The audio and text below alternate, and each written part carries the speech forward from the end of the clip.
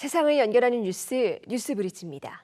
학교 폭력에 대한 사회적 공분이 높아지면서 처벌도 강화되는 추세인데요. 최근엔 이런 분위기를 이용한 허위 신고로 가해자와 피해자가 뒤바뀌는 사례도 늘고 있다고 합니다. 이 학교 폭력에 대응하는 제도에는 어떤 허점이 있는 건지 박은선 변호사와 자세한 이야기 나눠보겠습니다. 변호사님 어서 오세요. 안녕하세요. 네, 물론 이 엄정한 대응도 중요하지만 이 잘못된 신고로 억울한 피해가 생기지 않도록 하는 것도 중요할 텐데요. 이 허위 신고란 구체적으로 어떤 걸 말하는 걸까요? 네, 일단 죄질이 좋지 않은 허위 신고로 보복성 맞폭으로서의 맞신고로서의 허위 신고가 있습니다. 네. 피해 학생이 견디다 못해서 학교폭력 신고를 했다. 그런데 반성은커녕 오히려 피해 학생이 나를 괴롭혔다라고 하면서 허위 사실을 근거로 신고를 하는 경우죠. 제 사건들 중에서 보면은 피해 학생이 맞다가 몸부림을 치면서 가해 학생의 팔을 잡았는데 이것이 폭행이라고 하면서 허위 신고가 된 경우가 있었고요. 또 가해 학생인 여학생의 괴롭힘을 피하기 위해서 피해 학생인 남학생이 이렇게 피하는 과정에서 여학생의 몸을 스쳤는데 그것이 성추행이다. 이렇게 보복성 맞신고가 된 경우도 있었습니다. 네, 정말 고심 끝에 학교폭력 신고를 했는데 도리어 이 가해자로 신고를 당한다면 이 피해 학생 측에서 굉장히 충격이 크겠는데요. 네, 학폭 신고를 하면 상대방 측이 이렇게 억울한 맞신고를 걸 수 있다. 미리 말씀을 드리기는 합니다. 맞다가 팔을 잡은 것은 정당방위이고 또 학교폭력의 고의가 없기 때문에 학교폭력으로 인정되기도 어렵습니다. 그럼에도 불구하고 막상 맞폭 신고를 당하면 학생과 학부모님들이 상당히 충격을 받으시게 됩니다. 가해 학생과 피해 학생의 자리 바꿈을 시도하는 보복성 허위의 보복성 맞폭 이런 것은 피해 학생을 2번 죽이는 일입니다. 그럼에도 가해 학생 측이 이런 것을 하는 이유 중에는 처벌 수위를 낮추려는 목적도 있어 보입니다. 네, 그러니까 이 보복성 맞폭으로 이 처벌 수위를 낮출 수도 있다라는 얘기인가요? 네, 안타깝지만 현실적으로 가능합니다. 네. 이것은 현행 학폭위 제도의 한계와 관련이 있는데요. 아무리 관련자들이 많고 관련 학생들이 많고 장기간 계속되어 온 학교폭력이다. 이렇더라도 학폭심의회는 단 하루 동안 열립니다. 물론 교육지원청에 따라서는 관련 기록들을 며칠 전에 위원님들에게 드리는 그런 것도 있습니다. 하지만 대부분은 그 심의회 당일에 위원님들이 관련 자료를 처음 보고 관련 학생들을 30분에서 1시간 정도 또 처음 아주 짧은 시간 만나게 됩니다. 그리고 그날 오후에 바로 결론을 내리게 되죠. 그러니까 사안이 맞신고로 들어와 있다.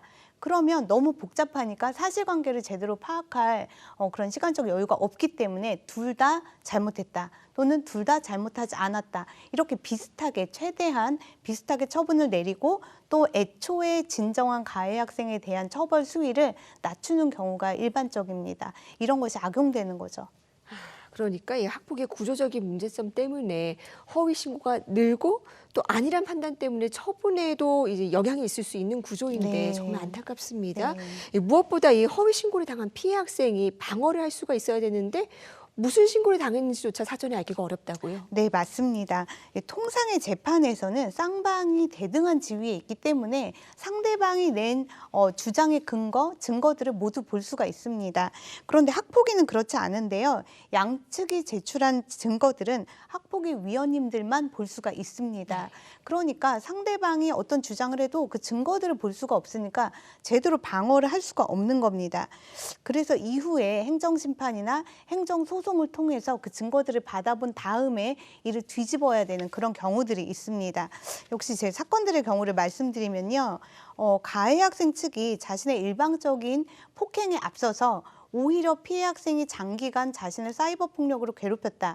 이렇게 맞신고를 한 경우가 있었습니다. 그런데 저희가 방어를 해야 되는데 도대체 짐작조차 할 수가 없었습니다. 무엇을 가지고 사이버 폭력이라고 하는지. 한 일이 없으니까 방어할 수가 없는 거죠. 그런데 행정심판을 통해서 상대방이 제출한 증거들을 보니까 너무 당황스러운 것입니다.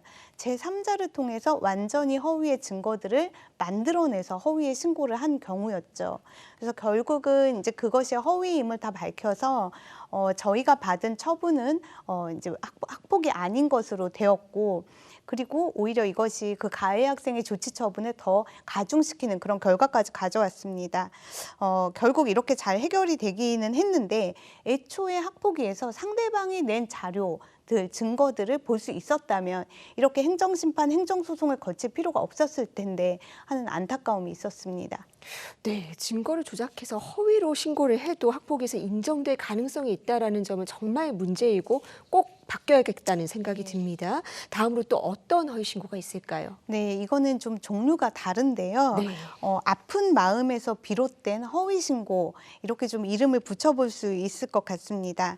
물론 허위 신고는 맞습니다. 하지만 남자친구로부터 헤어짐을 통보받아서 그 아픈 마음을 남자친구와 사귀던 중에 성추행이나 성희롱이 있었다 이렇게 신고하는 경우가 있는가 하면 이제 친한 친구들 무리해서 튕겨져 나왔다. 그럼 이제 그 우정에 대한 아픔 때문에 그 친구들 또는 특정 한 명을 집단 따돌림으로 신고하는 경우도 있고요. 또 나와 친했던 어떤 베프가 다른 학생과 더 친해지니까 그 친구와 평소에 주고받던 그 상호적인 장난을 폭행이었다. 이렇게 신고하기도 합니다. 네, 아무래도 학교 폭력 사건은 뭐 피해자도 가해자도 아이들이다 보니까 이렇게 냉정하게 판단하지 못하고 하는 신고들도 있는 것 같아요. 네. 그런데 이 친구가 친하게 지내면서 했던 행동들이 나중에 돌연히 학교 폭력으로 되돌아온다면 또 그것도 큰 상처가 될 것 같은데 이걸 학교 폭력으로 처리하는 방법 외에는 없는 겁니까? 그러니까 물론 이제 법적으로만 엄정하게 따지면 이것도 무고죄도 될 수 있고 네. 무고로서의 학교 폭력도 될 수 있습니다. 하지만 아픈 마음을 허위 신고로 표출한 그 마음을 어루만지고 화해로 나아가는 것이 보다 바람직하지 않을까 이런 생각이 드는데요.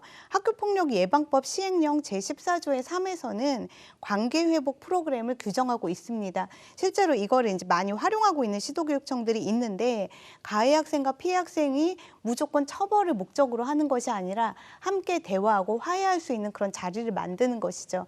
이렇게 회복적 정의를 추구하는 그런 시도교육청과 교육부의 노력이 필요해 보입니다. 그리고 우리가 2014년 EBS에서 화해 프로젝트 용서 이런 방송을 방영한 적이 있었는데요. 시청자들이 당시에 가해 학생과 피해 학생이 화해하는 모습을 보면서 큰 감동을 느꼈던 저도 그렇게 바라봤던 그 기억이 있습니다. 상처받은 학생이 아픈 마음을 허위 신고로 표현하는 경우 적어도 이러한 허위 신고에 대해서는 무고죄로 접근하기보다는 서로 대화를 하면서 화해로 나아갈 수 있는 방송을 통한 노력이든 교육부를 통한 노력이든 이런 노력들이 좀 더 많아졌으면 좋겠습니다. 네, 다각도 노력이 필요하겠습니다. 정말 이 학교 폭력 피해를 구제하자는 좋은 취지에서 만든 학폭위가 또 다른 피해를 만들어서는 안 될 거라는 생각이 듭니다. 이 피해는 구제하면서도 억울한 처분도 막을 수 있도록 섬세한 제도 개선이 절실해 보이네요. 변호사님 오늘 말씀 잘 들었습니다.